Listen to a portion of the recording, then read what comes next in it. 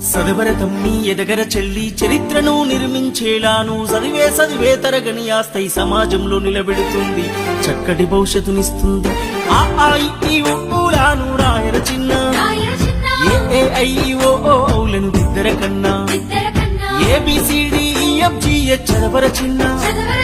IJKLMNO రాయర నాన్న బుడి అడుగులు వేసినట్టుగా తడిపడి పదములు పలికినట్టుగా అమ్మ ఊయలా ఊపినట్టుగా కమ్మని రాగం పాడినట్టుగా